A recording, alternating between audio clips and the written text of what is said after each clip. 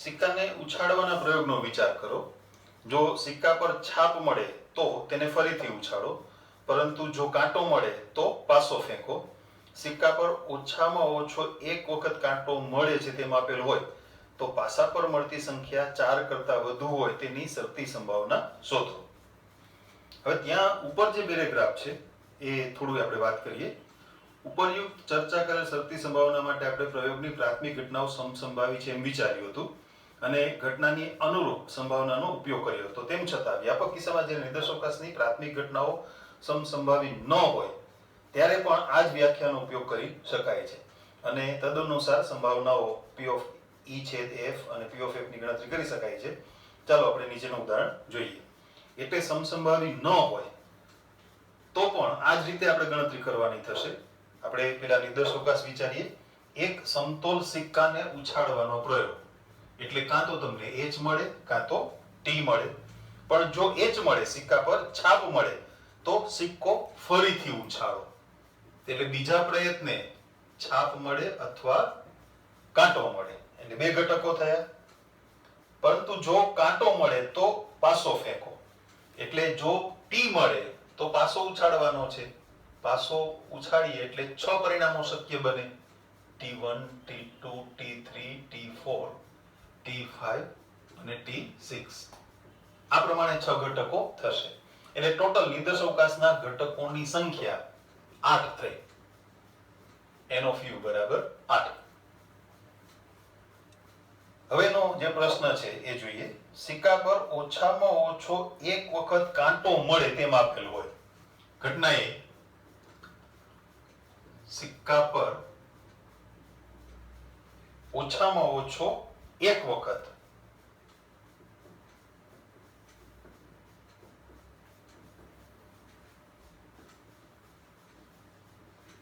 કાંટો મળે.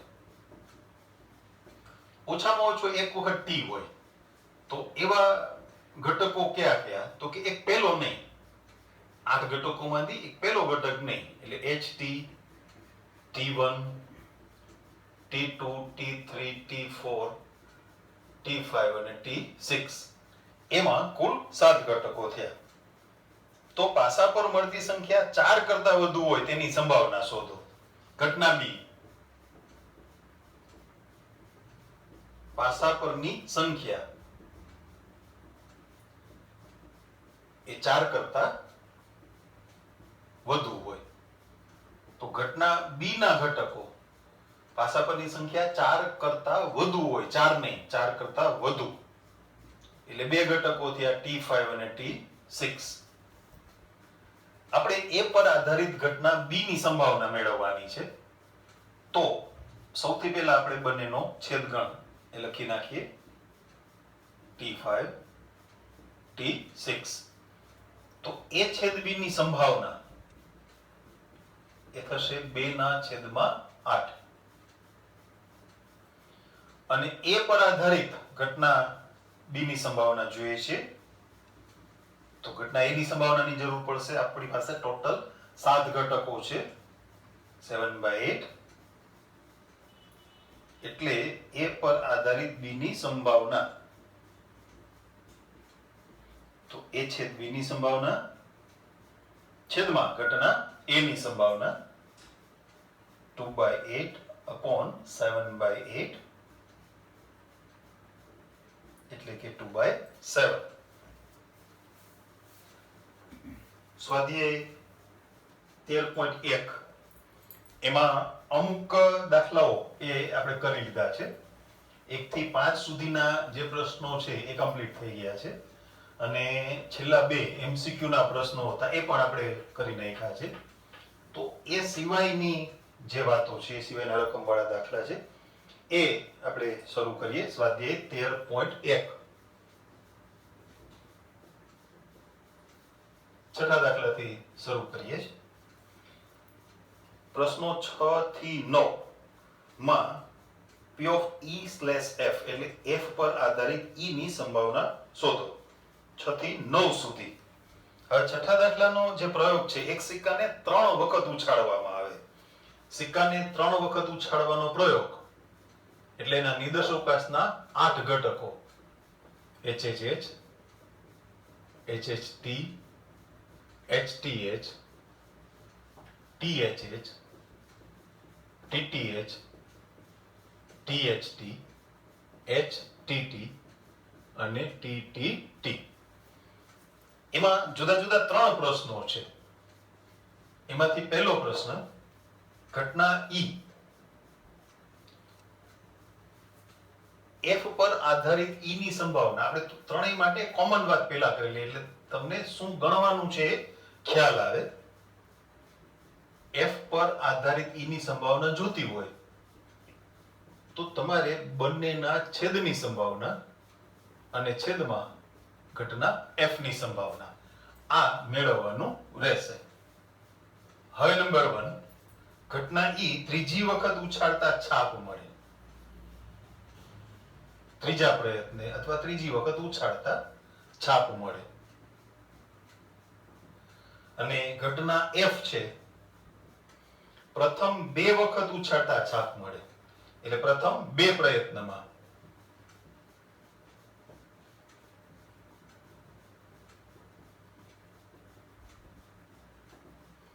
તો ઘટના E જે છે ગણ સ્વરૂપ આપણે લખીએ. ત્રીજા પ્રયત્ને છાપ મળે એટલે ત્રીજો ઘટક H હોય એમાંથી આપણે ગોતતા જઈએ, લખતા જઈએ.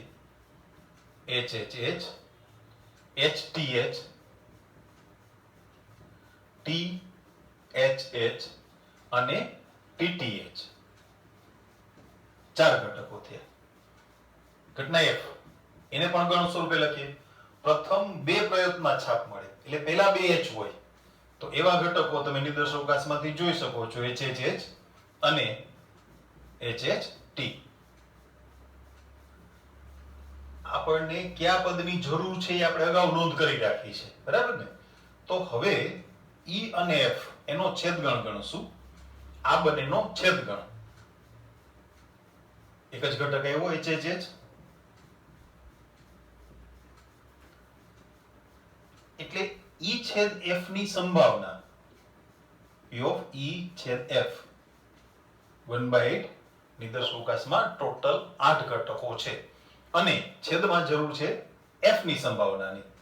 F માં આપણી પાસે 2 ઘટકો છે તો એની સંભાવના 2/8. તેથી E/F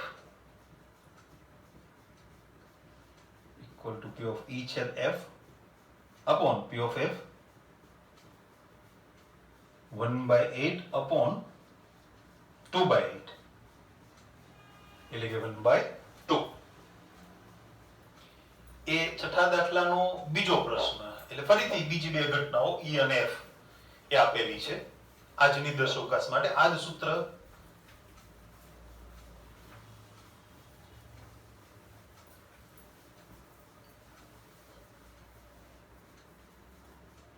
ઘટના E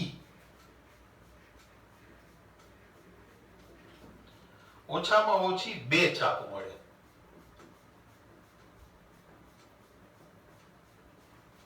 ઓછામાં ઓછી 2 છાપ અને ઘટના F વધુમાં વધુ 2 છાપ મળે.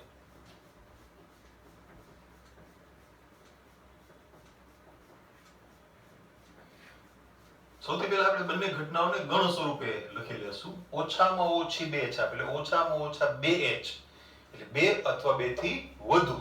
તો આપણી પાસે જે નિદર્શોકાશ લખ્યો છે એમાં પહેલી હારમાં જે 4 ઘટકો છે એ 4 ઘટકો આવશે. HHH, HHT, HTH અને THH. ઓછામાં ઓછી 2 છાપ એટલે 2 અથવા 2 થી વધુ.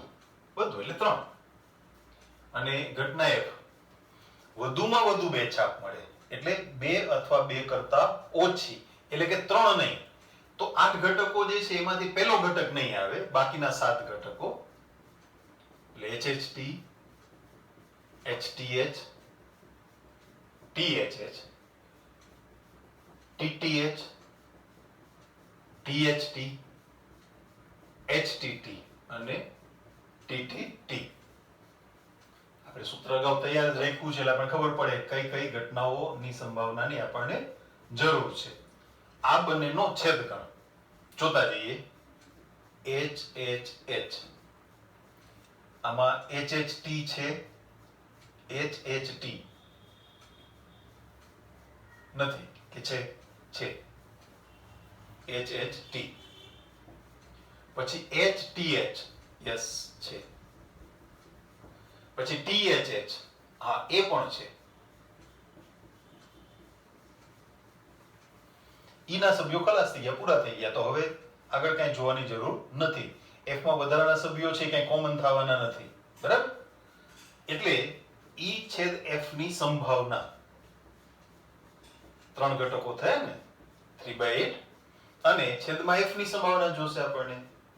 F માં કેટલા ઘટકો લખ્યા છે આપણે? 7 7/8. એટલે F પર આધારિત E ની સંભાવના E છેદ F ની સંભાવના છેદમાં ઘટના F ની સંભાવના 3/8 upon 7/8 એટલે કે 3/7. એનો ત્રીજો પ્રશ્ન, ઘટના E વધુમાં વધુ 2 કાંટા મળે. વધુમાં વધુ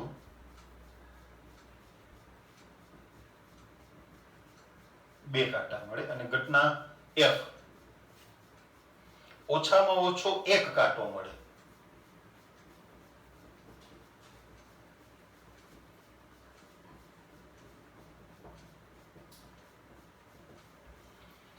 ફરીથી આપણે બંને ઘટનાઓ એ ગણ સ્વરૂપે લખી લઈએ.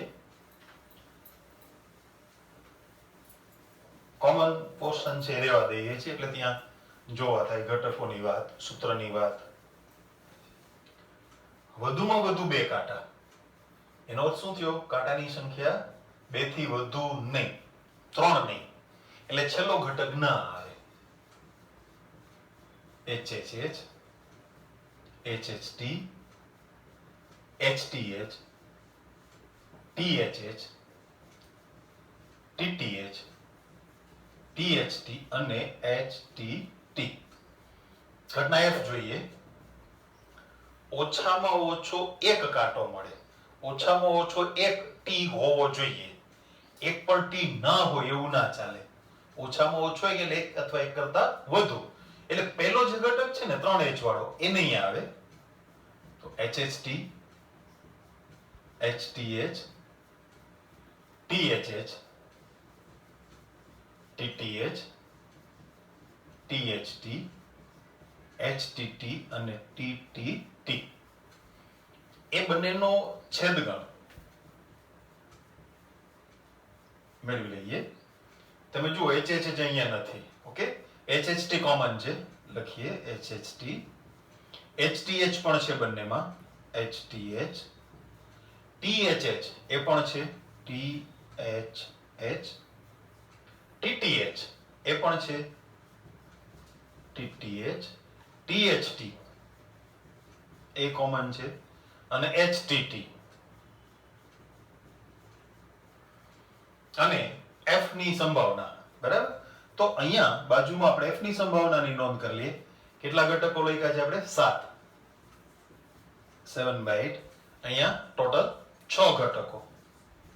તો E છેદ F ની સંભાવના 6/8 માટે F પર આધારિત E ની સંભાવના બરાબર E છેદ F ની સંભાવના છેદમાં F ની સંભાવના 6/8 upon 7/8 એટલે કે 6/7. એટલે છઠ્ઠા દાખલાના 3 પ્રશ્નો એ પૂરા થયા. 7મા દાખલાની વાત સમજીએ. 2 સિક્કાઓને એક વખત ઉછાળવામાં આવે છે. આપણે છે ને છઠ્ઠા દાખલાની જેમ પહેલા નિર્દેશોકાસ અને સૂત્ર એ તૈયાર કરી રાખશું, પછી એક પ્રશ્નો એ લેતા જઈએ. 7મો દાખલો. 2 સિક્કાને ઉછાળવાનો પ્રયોગ. 4 ઘટકો HH HT TH અને TT. અને પ્રત્યેકમાં F પર આધારિત E ની સંભાવના મેળવવાની છે.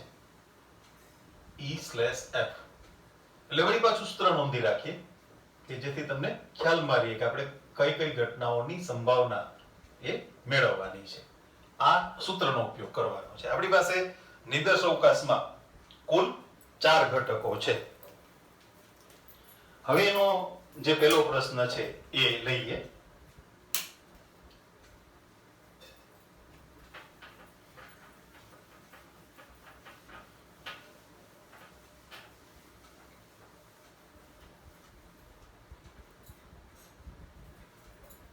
પહેલું 7મા દાખલામાં ઘટના ઈ. એક સિક્કા પર કાંટો મળે.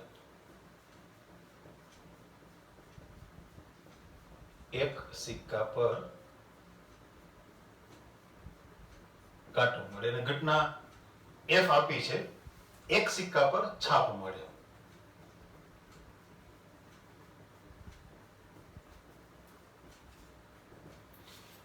એક સિક્કા પર કાંટો મળે એટલે એક વખત T હોય એવા ઘટકો બે, HT અને TH.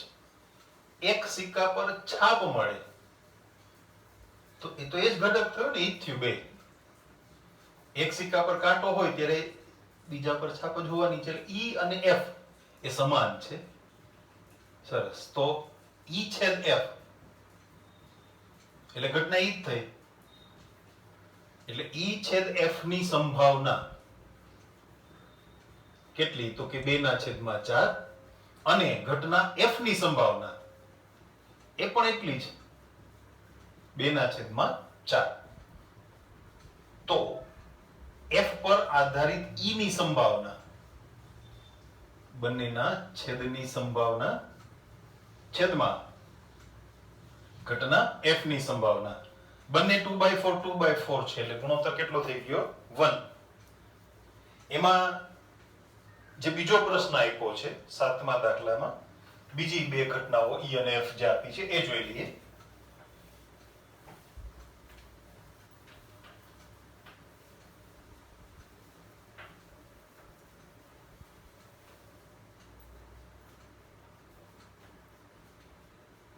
સેકન્ડ ઘટના E છે, એક પણ કાંટો ન મળે.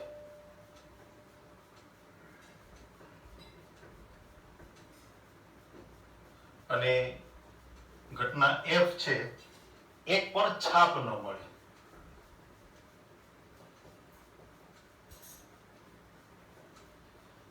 ઘટના E ને આપણે ગણ સ્વરૂપે લખીએ, એક પણ કાંટો ન હોય, એક પણ T ના હોય એટલે HH. બંને છાપ હોય. અને એવી રીતે ઘટના F, એક પણ છાપ ના મળે એટલે બંને T હોય. તો E/F ખાલી ગણ થઈ ગયો. છેદગણની સંભાવના 0 થઈ ગઈ. એટલે હવે કાંઈ જ વિચારવાની જરૂર નથી.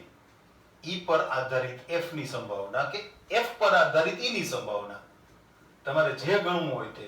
એ જવાબ કેટલો છે? 0. શું કામ? અંશમાં અશક્ય ઘટના આવી ગઈ, આની સંભાવના 0.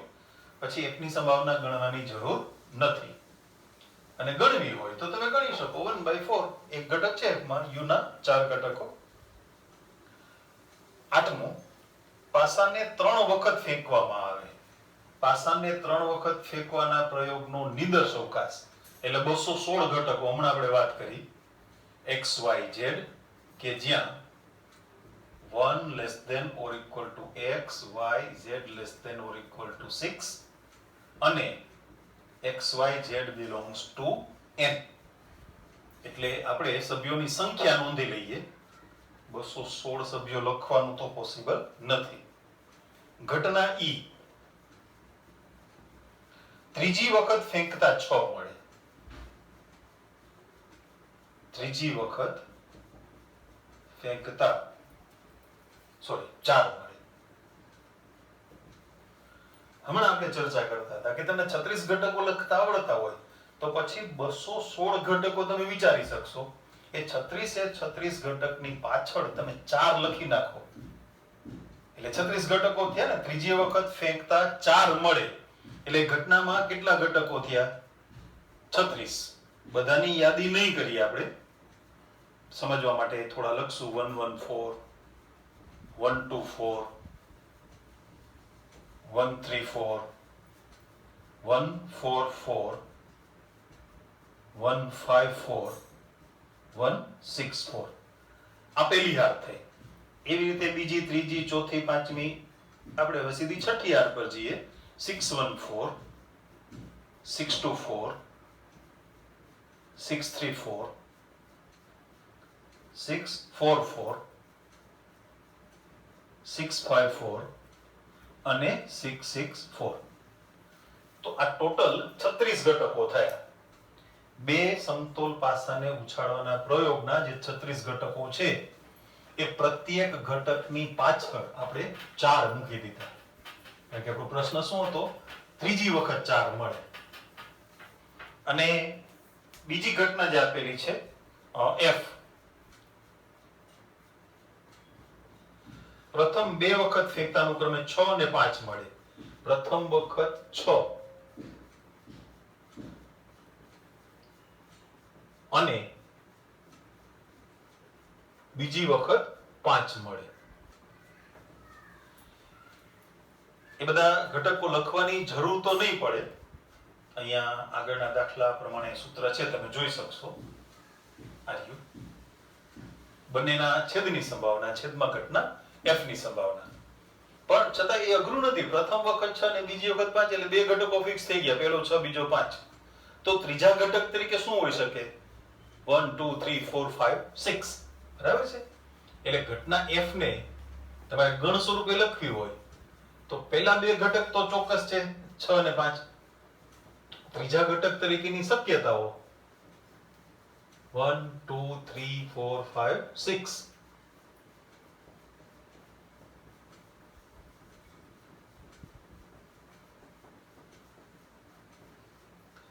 હવે આપણને જરૂર છે f ની સંભાવનાની અને e છેદ f ની સંભાવનાની. તો e છેદ f, અહીંયા શું પ્રશ્ન હતો? ત્રીજી વખત, ત્રીજા ઘટક તરીકે 4 હોય. ત્રીજા ઘટક તરીકે 4 હોય એવો f માં માત્ર એક જ ઘટક છે 654. અને એટલે e છેદ f ની સંભાવના એ થશે 1/216. છેદમાં જરૂર છે f ની સંભાવના. f માં કુલ 6 ઘટકો છે. સંભાવના 6/216 માટે f પર આધારિત e ની સંભાવના બરાબર e છેદ f ની સંભાવના છેદમાં ઘટના f ની સંભાવના. એટલે ફાઇનલ આપણને આન્સર મળશે 1/6. નવમો દાખલો.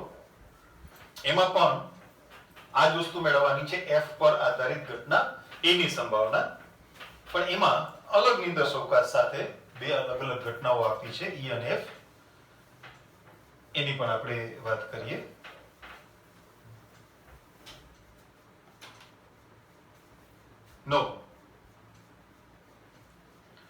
કુટુંબના ફોટા માટે માતા, પિતા અને પુત્ર યાદચ્છિક રીતે એક હારમાં ઉભા રહે છે. પુત્ર છેડા પર હોય ઘટના e અને પિતા મધ્યમાં હોય ઘટના f છે. હવે આ વસ્તુ નિર્દેશોકાશની દ્રષ્ટિએ વિચારીએ તો થોડી નવી છે એમ કહેવાય, નથી એમ કહીએ તો ચાલે. કારણ કે 3 વ્યક્તિઓ થઈ, પિતા, માતા અને પુત્ર. તો 3 વસ્તુઓની ક્રમમાં ગોઠવણ કરવાના પ્રકાર, ક્રમચયની સંખ્યા તમે શીખી ગયા છો. કેટલા થાય? 6. બરાબર? તો એના માટે આપણે સંકેત આપી દઈએ. માની લ્યો કે પિતા છે એને આપણે f કહીએ, ફાધર. પછી માતા છે એને સપોઝ m કહીએ, મધર. અને પુત્ર છે એને ધારો કે s કહીએ, સન. તો આ લોકોની હારમાં ગોઠવણ ફોટો પાડવા માટે એને હારમાં ગોઠવવાના છે. યાદચ્છિક રીતે એક હારમાં ઉભા રહીએ છે. એટલે માની લ્યો કે પેલા f છે તો m અને s એના સ્થાન અદલ બદલ કરી અને બે ગોઠવણ મળે. પેલા m હોય તો F અને S એના સ્થાન અદલ બદલ કરી અને બે ગોઠવણ થાય અને પ્રથમ સ્થાન પર S મૂકો તો SFM અને SMF એટલે ટોટલી 6 ગોઠવણ થશે. હવે એની જે ઘટનાઓ છે એ જોઈએ. ઘટના E પુત્ર એક છેડા પર છે. પુત્ર એક છેડા પર અને ઘટના F પિતા મધ્યમાં છે.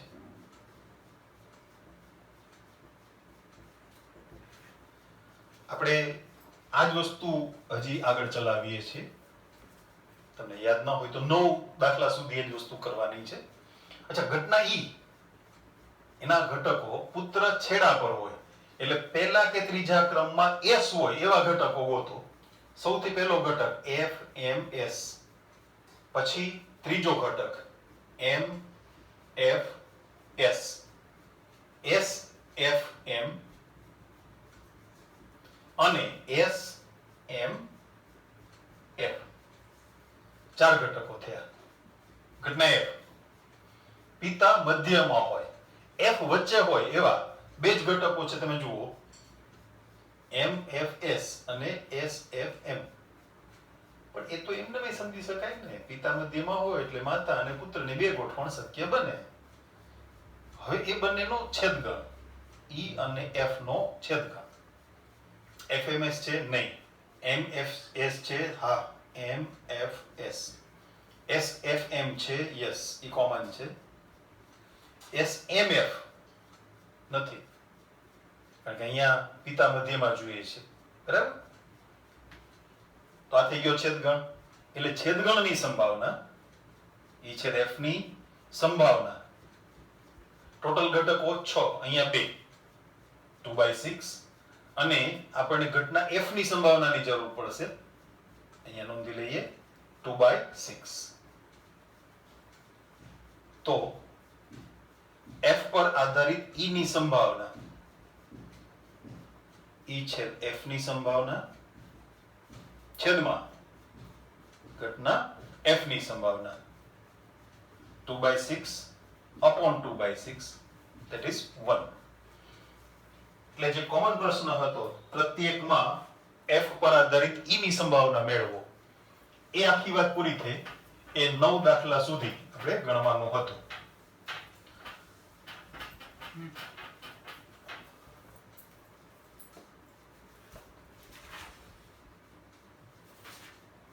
ચાલો આજે આપણે અહીંયા આપણું કામ પૂરું કરીએ છીએ. થોડા દાખલાઓ છે રકમ વાળા, વળી પાછા આપણે આગળ ચર્ચા કરશું, સમજશું.